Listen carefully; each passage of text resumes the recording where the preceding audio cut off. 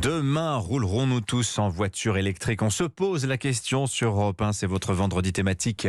Dans tous vos rendez-vous d'information aujourd'hui, l'Union européenne, vous le savez, vient d'acter la fin du moteur thermique en 2035. Alors qu'est-ce que ça va changer pour nous, pour les usagers de la route, pour les propriétaires de voitures, pour aussi le système automobile, c'est-à-dire les routes, les garages, les concessions, les stations-service? Bonjour Mathieu Flonneau.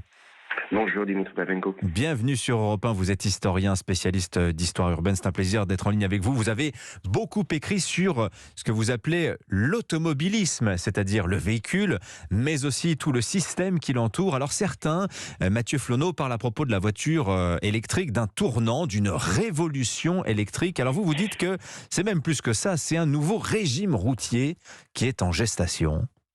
Oui, tout à fait. C'est-à-dire qu'on ne mesure probablement pas toutes les conséquences, toutes les implications de l'archaïsation de l'automobilisme thermique tel qu'il s'est développé très largement et sans publicité mensongère pendant près d'un siècle.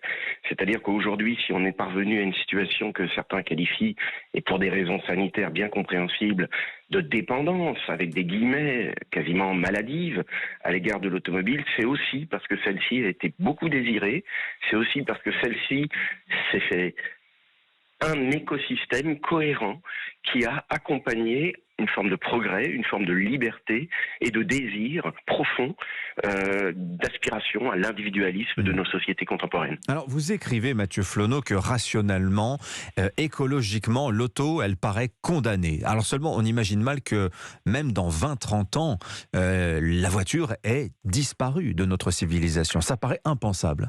Là, vous pointez quelque chose qui est évidemment les limites de l'obsolescence programmée, parce que ce thème est cher aux écologistes, mais là, il s'agirait de remiser, de remettre au garage tous les véhicules qui ne rentrent pas dans les ZSE, les critères ont été donnés, et puis cette transition dont les étapes extrêmement serrées ont été dictées par l'Union européenne. Donc il y a effectivement un souci sur le rythme de cette mutation, de ce choc de mobilité, sur ses implications réelles. Oui. Et naturellement, ce qui est à sauver mérite d'être réfléchi en termes quasiment éthiques ou philosophiques. Et je m'explique, je vais adosser le propos là à deux travaux récents. Une exposition qui se tient en ce moment au Conservatoire national des arts et métiers qui s'intitule « Permis de conduire » avec un point d'interrogation. Parce que l'idée est vraiment de mettre en question la mutation qui est en cours et qui risque de conduire, c'est le cas de le dire, à l'abandon d'une souveraineté à la fois individuelle et collective. Oui. Et je pose cette question philosophiquement, quasiment, politiquement, absolument, dans la revue politique et parlementaire d'octobre avec un article sur la valeur et le prix de l'automobilisme. Parce que ce qui est derrière, c'est une forme d'humanisme, j'ose le dire, et une forme d'universalisme. Et ces deux points risquent d'être perdus avec les mutations en cours, parce que vous avez parlé de l'électrification, bien évidemment, mais il faudrait y réfléchir aussi l'autonomie. Les véhicules dits autonomes que l'on nous promet, mais qui sont en réalité tout l'inverse, c'est-à-dire ce sera une société tracée de A à Z. Alors vous venez de nous dire que l'électrique, la transition vers l'électrique, elle nous est dictée par le politique. Il y a eu cette phrase assez stupéfiante quand même du patron de Stellantis, Carlos Tavares, en janvier, qui disait, et c'est vous dire quand même à quel point il met à distance l'affaire, il dit: l'électrification, c'est la technologie choisie par les politiques, pas par l'industrie. Alors comment on explique ce choix par le législateur, en l'occurrence par l'Europe, et puis dans chacun des pays de l'Union, de l'électrique? Quel est l'avantage de cette technologie? Pourquoi ce choix de la technologie électrique? On aurait pu aller vers, par exemple, l'hydrogène aussi, hein. Alors, moi, je ne vous répondrai pas en termes techniques, c'est-à-dire que pour moi, l'objet automobile, il est social, politique, et Carlos Tavares a révélé quelque chose qui est évidemment sous-jacent à toute cette industrie qui s'est retrouvée dans un mondial quand même assez triste et très chinois il y a moins de 15 jours. Le mondial de l'automobile à Paris, oui, effectivement, il y a 15 jours. Bien sûr, et là, les propos, vous en avez cité un, mais ils ont été multiples. Ils ont été tenus par Emmanuel Macron lui-même, par Bruno Le Maire lui-même. Les propos sur la fin de la naïveté à l'égard de ce choix technologique qui n'a rien de neutre ont été réitérés à plusieurs reprises. C'est-à-dire que, à certains égards, à date, aujourd'hui, c'est effectivement un tapis rouge déroulé aux constructeurs chinois qui étaient présents en force.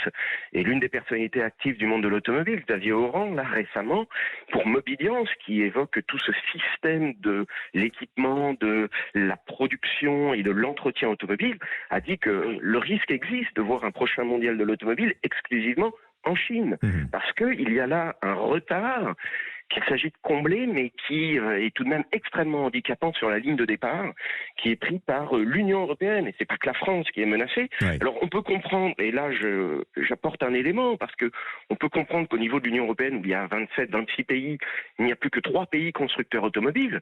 Donc les autres n'ont pas véritablement intérêt Donc c'est à cette l'Allemagne, défense. la France et l'Espagne, hein, les 3 Et constructeurs. l'Italie, Et l'Italie aussi, vous avez parce que raison. l'Espagne est un constructeur, mais pas un constructeur souverain. Les Oui, pays c'est plus souverains, un assembleur. Oui. voilà, et l'Italie est en passe éventuellement de le devenir, et la France également. Et c'est là un enjeu, naturellement, de conserver une soutenabilité qui soit économique, sociale, territoriale, Oui. et qui puisse être conjuguée à la soutenabilité écologique que tout le monde recherche, Alors, mais Mathieu Flonneau. que, encore une fois, l'électrification ne garantit pas. Mathieu Flonneau, alors je rappelle, vous êtes historien. Regardons maintenant ce qui va se passer à hauteur de volant, à hauteur de l'usager, qui lui se dit qu'il n'a pas trop le choix, hein. Si on lui impose le moteur électrique, eh ben, la voiture électrique, il n'aura pas trop le choix d'y aller. Qu'est-ce qui va changer très concrètement? D'abord, regardons la question du budget. On sait qu'une voiture électrique, aujourd'hui, c'est globalement 10 000 euros plus cher que sa version thermique. Est-ce que ça va rester comme ça longtemps?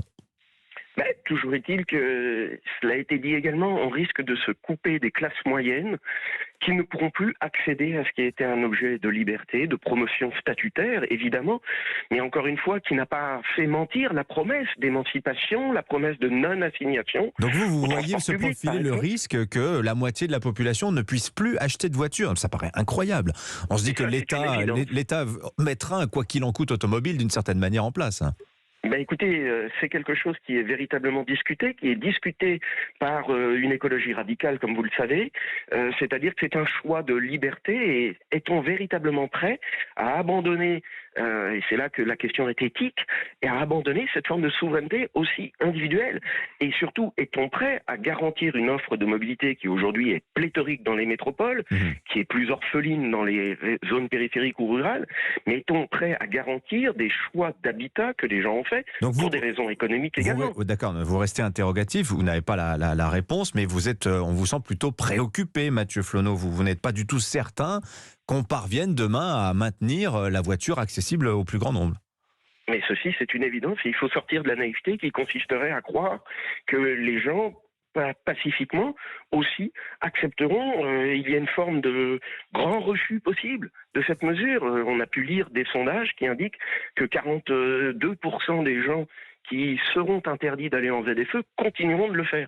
Donc ça interroge quand même sur la validation démocratique d'une telle option. Oui, ZFE, les zones à faible émission, on en reparlera d'ailleurs dans le journal de 7h30. Alors peut-être un peu plus léger, Mathieu Flonneau, vous avez quand même posé des enjeux quand même gigantesques. La voiture électrique, aujourd'hui rien ne lui ressemble plus à une voiture thermique que sa version électrique. Est-ce qu'on va connaître un changement radical de design des voitures dès lors qu'il n'y aura plus que des voitures électriques? Enfin, c'est bien ce qui se profile. Écoutez, là, l'histoire du design nous apprend que les ruptures en cette matière sont quand même très rares. Et la voiture demeurera à 4 roues, ça c'est une évidence. Après, sur les formes, on peut aussi être préoccupé sur l'alourdissement, sur le fait que les batteries sont volumineuses, et le choix des SUV, finalement, est aussi un choix rationnel si l'on veut conserver une forme d'autonomie qui sera comparable à la voiture thermique. Autrement dit, c'est véritablement un changement. Soit on reste dans cette lignée-là, qui est insoutenable, de garantie d'offre de mobilité, soit on bascule vers autre chose qui se rapproche de ce que l'on voit dans les rues, c'est-à-dire plutôt des voiturettes. Il y en avait beaucoup présentées au Mondial de l'Auto. Citroën en commercialise une qui est très joliment nommée Ami. Oui, c'est une manière de conserver cette convivialité automobile. Néanmoins, on perd aussi tout un pan de l'histoire automobile auquel je tiens beaucoup, c'est-à-dire un pan qui fait de l'automobile un bel objet, un objet éventuellement de beaux-arts. Merci. Merci Mathieu Flonneau d'avoir été en ligne avec nous. Je rappelle que vous êtes historien, spécialiste de l'automobilisme. Merci à vous, bonne journée. 7h22 sur Europe 1.